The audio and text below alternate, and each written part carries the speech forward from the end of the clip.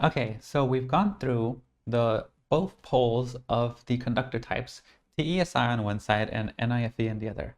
So now we're going to try to fill in the gaps. So the next step we're going to look at is SiTe. So SiTe would be similar to the TESI in terms of having TE and SI as the higher up processes, but they'll be similar to the NIFE in that they are PI leads.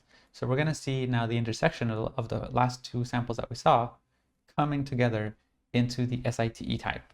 Okay, so here we go. Hi, I'm Joe Flint, media reporter of the Los Angeles Times, and here are a couple stories we are chasing today. Carl Icahn, the activist investor, is making trouble for Lionsgate. Icahn, who's no stranger to boards across the media landscape, including Time Warner, Yahoo, and Blockbuster.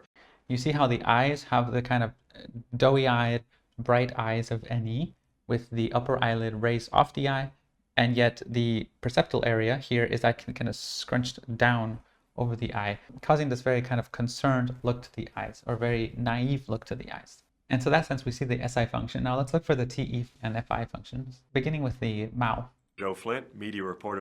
So you're going to see the wobbling lips here. For the Los Angeles Times, and here are a couple stories. See us down here, for example. Stories we are chasing today. Notice also the voice is pinched and nasal again. We didn't see that with the NIFEs that we saw earlier, but with him, he's got that pinched sort of voice. It's a little nasally, along with the 4-point pulling tension and the wobbling lips. Now let's pay attention to a little bit of what he's saying. Media reporter of the Los Angeles Times, and here are a couple stories we are chasing today. He's a reporter, which would make him a journalist. So he's a high TE user, and he's also a reporter. Carl Icahn, the activist investor, is making trouble for Lionsgate. Icahn, who's no stranger to boards across the media landscape, including Time Warner, Yahoo, and Blockbuster, currently owns about 18% of Lionsgate. So, okay, a few things happening here. He's describing to you current events, right? And as he's doing so, he's being very specific with names and numbers. So he's giving you the names of the people, the names of the company they work for, and then here, let's rewind here. Blockbuster currently owns about 18% of Lionsgate stock. Currently owns about 18% of Lionsgate stock. So again, we see the motifs here are current events, news, numbers, dates, names, and we see finances and stocks.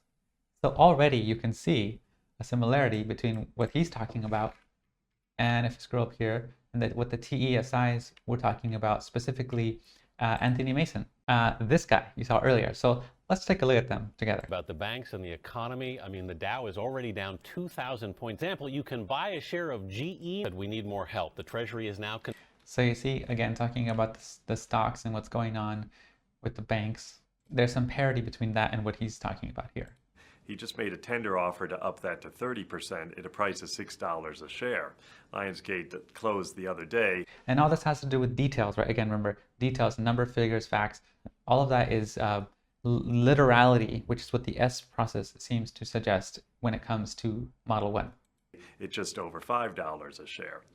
However, if Icahn gets over 20%, it will trigger a whole bunch of financial changes in line. Now, again, you could say, well, it's his job to report on things. That's what he's for. But you have to understand, the fact of him choosing to be in this job is not of no consequence. The fact that it's somebody like him who's getting the job is actually a selection bias that's happening. So basically, the argument I'm making is that even though people are doing their job and saying things that are part of doing their job, the reason why they're in their job is of a personal choice related to their psychology, and because they're good at that sort of thing. So the assumption here is he is good at the numbers, at the facts and the figures, at memorizing them and telling them to you, because that's part of who he is. So he's selected in this job. And so even though he's telling you just things that relate to his job, the fact that it's him doing it is significant, and it's still valuable information when you see these people show up in the places that they do in our society. Okay, so now let's continue. Now here we have Bob Duhamel. Hi, welcome to RSD Academy. I'm Bob Duhamel, and this is why I started RSD Academy. For most of the last 15 years, I taught an electronics and information technology course at a local vocational school. For the last 15 years, I taught so-and-so at a local vocational school. So he's giving you numbers, 15 years, places, the vocational school. And he's also talking about temporality, length of time. So I'm going to put here personal narratives and dates and locations. Our typical student had no background in high technology, yet... Okay, so let me focus on the Vultology a little here. Notice the tension around his mouth. Let me back up a second. School. Our typical student had no background. You see the way his mouth goes like this? In high technology. That's the pulling here and up here, and then the wobbling lip, very clear. And also, look at the brow, look at the eyes. There is a hoodedness coming from the scrunching of the brow over the eyes because of how relaxed the preceptal area is, which causes the top brow to kind of crush the eyes, so to speak. And yet, it's hard to see here, but if you see the eyes themselves, they're actually brightly open underneath all of that. Okay, so now going back to the psychology. Yet we had a job placement rate of greater than 80%. Again, numbers. And the companies that employed my students said they were well prepared for the entry-level jobs they were being hired for. So I must have been doing something right. Not long ago the school was sold, and the new owner wanted more narrative information to convert my course into something that he thought was more marketable. So he phased out the electronics portion of my program. More narrative information. And turned what was left into a series of certification prep seminars. Now there's nothing wrong with that. There's a need for that kind of program, and that's what he wanted to do. But it wasn't the direction I wanted to go. Now, okay, anybody, if you ask them, could tell you something about their past, right? But it's a different kind of sort of thing when somebody goes on and on and on about, in a kind of unbroken sequence, about past events, and then what came past those events, and then what was behind those events, and what was behind those events. He kind of gets lost in this ramble about the past and going over a lot of the details that were involved in that past. And that is part of the behavioral effects of SI. So high SI is related to these memories that have specific context to them, such as the aforementioned facts, numbers, and dates, and so forth. But in the case of TE, which is more objective, mechanical, and procedural, then you get things like the 80% quotes and the numbers. Those get thrown in there a bit more.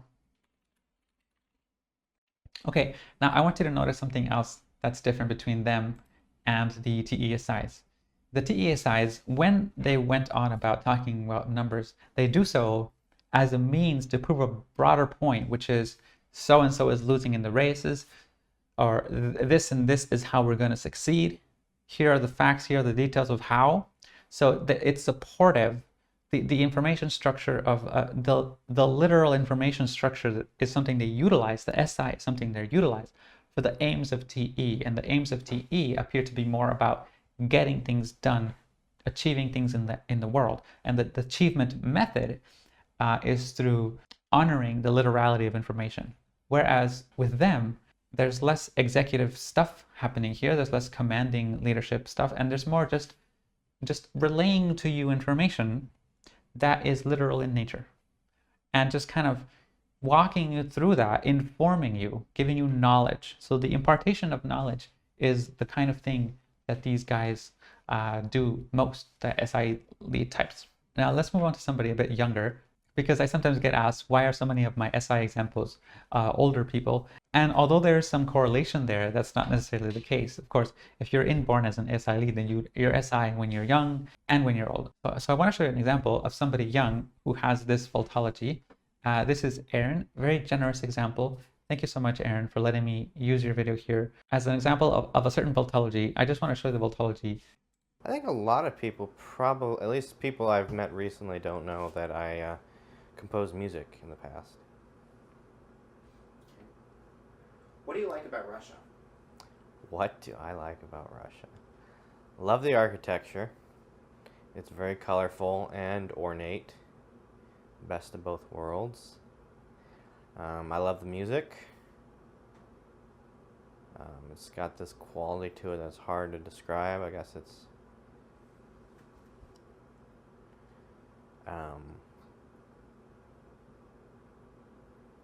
I don't know, it's just hard to describe. Outside of that, I don't know. I've never met, well, I did work with somebody who supposedly got Russian in him, but I've never really met any Russians. All right, and now here we have another volunteer. Thank you very much. This is Laura Miller. So I'm going to play here. I think my ideal life is following my passion. Notice the eyes here, brightly open when it comes to the eyelid, but yet it's kind of squished down when it comes to the perceptual area. Look at the mouth. It has the taut tension across all four. Very pinched here in the nasolabial area. And being able to Now the mouth is also wobbling here. do what I love most of the A fixed forward gaze looking at you. time, what really emotionally engages me and I find personally fulfilling. I love to learn things and understand the world. So I think just yeah, learning things, mastering skills, traveling the world. Learning, mastering things, traveling the world. Being around the people that I love and, you know, having good relationships with people.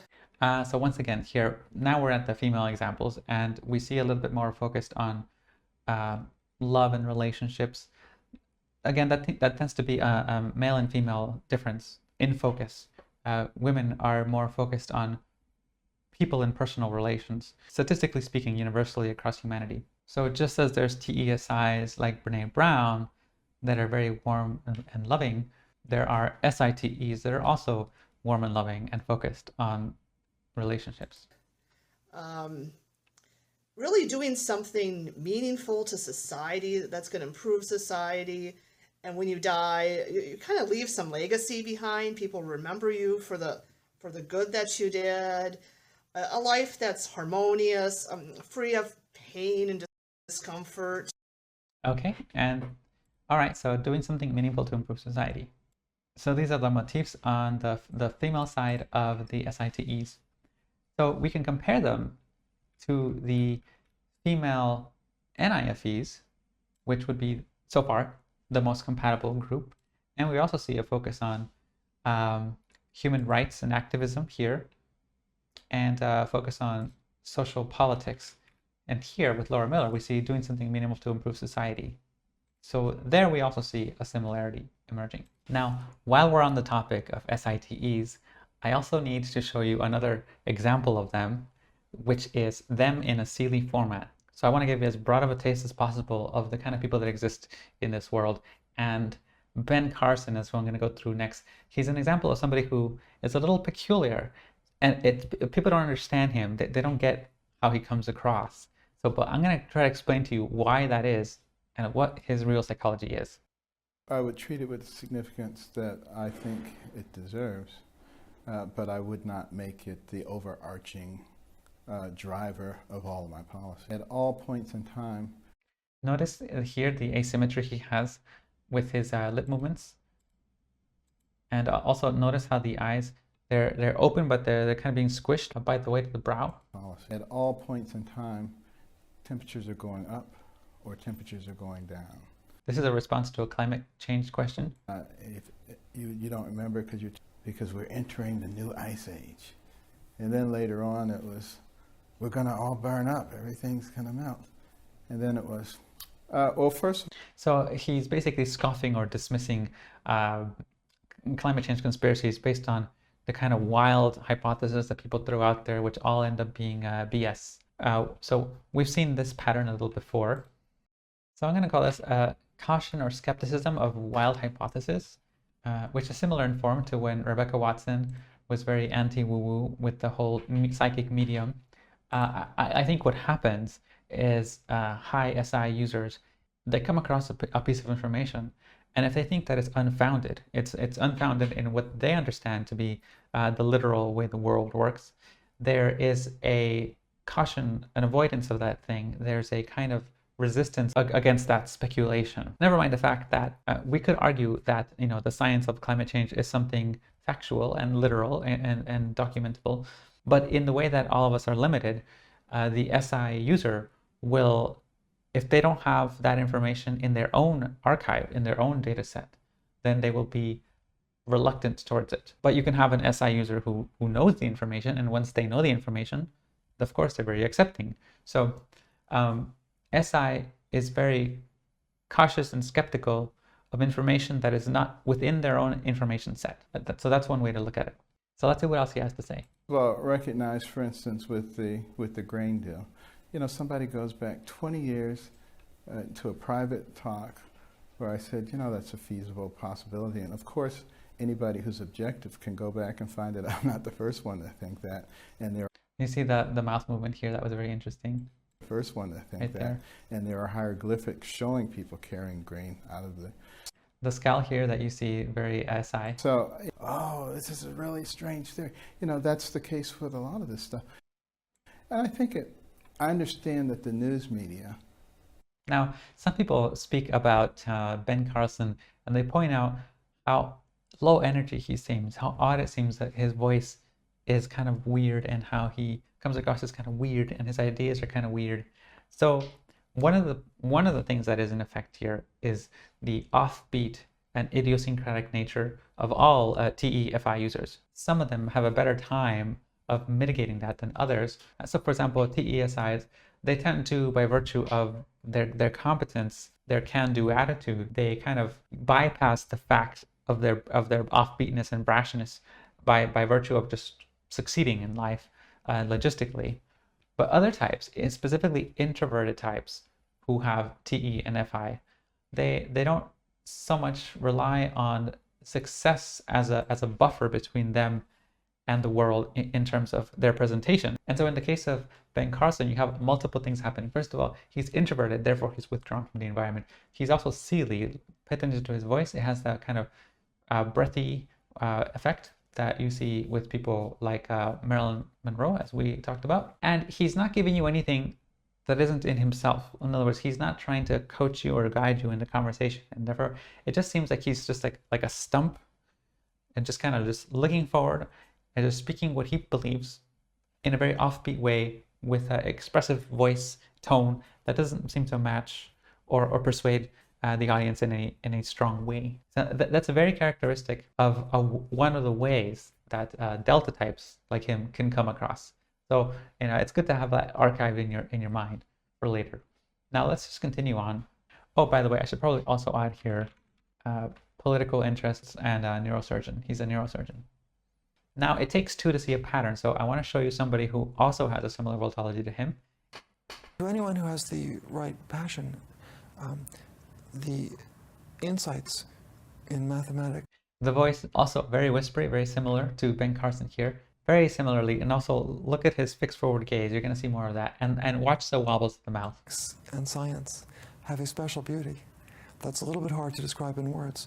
Just as math and science have a special beauty that's very hard to describe in words.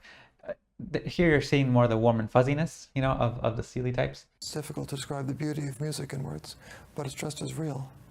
And in the case of mathematics, I was personally first exposed to this at the age of 11. I'd liked arithmetic before, but I had no idea of the beauty and depth of mathematics until I was exposed to calculus at age 11. So math, calculus, science, and beauty. And lastly, for this type, I want to show you George W. Bush, who also had a bit of a reputation of being a little bit odd when it comes to being on camera and his speeches. To lift the spirits of the country and say that the attack was unprovoked and that we would respond. So this is the one we saw in the other video where he's looking off to the side and then coming back, looking off to the side and coming back. He's got, and slightly nodding his head, he's got slightly more TE than the others, but it still predominantly is PI focus.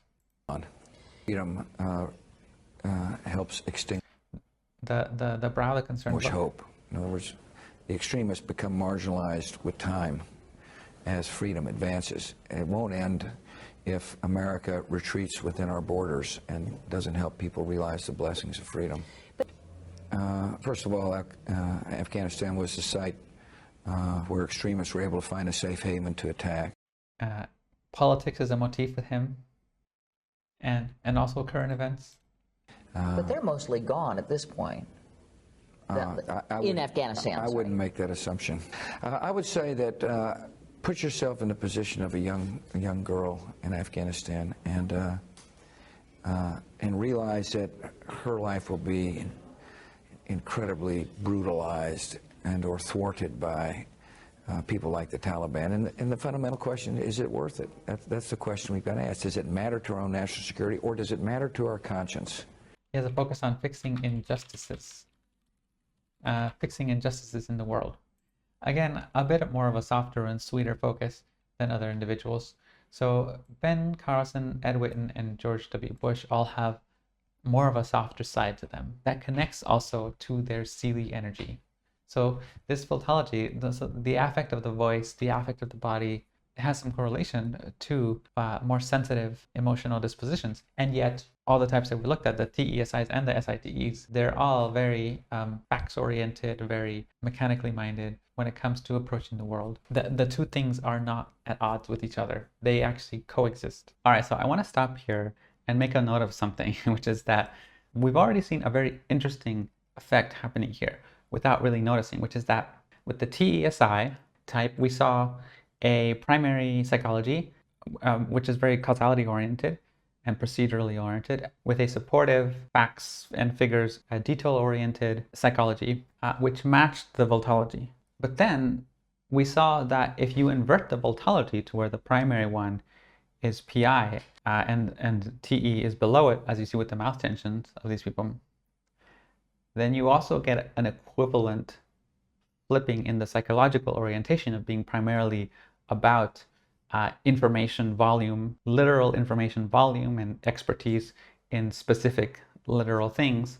And then under that, some sort of causality orientation, some logistical orientation. Now, it's not obvious that that would happen. And the reason it's not obvious is because that speaks to a kind of systemic structural reality happening here. For example, as I mentioned before, you could imagine, for example, coming up with correlations that are surface deep. Just at face value, you see people who look this way behave this way. But is there underlying function dynamics below that? Is there underlying component pieces which, if you rearrange, you get different psychologies emerging from it? That's a completely different beast. That's a completely different thing. And so the fact that we can move these pieces around, one above the other, and get different psychological effects speaks to there being some sort of systemic reality, not just like a surface deep correlation. There is a framework, a cognitive framework underneath here that allows for the flipping of the Vultology of these two around each other to also result in the psychology of the two being prioritized differently. There are a ton of far-reaching implications as to what it might mean for a structure like that to be identified in the psyche. So I just want to direct your mind to think about that as you're going through these videos. Think about how structural this phenomenon seems to be.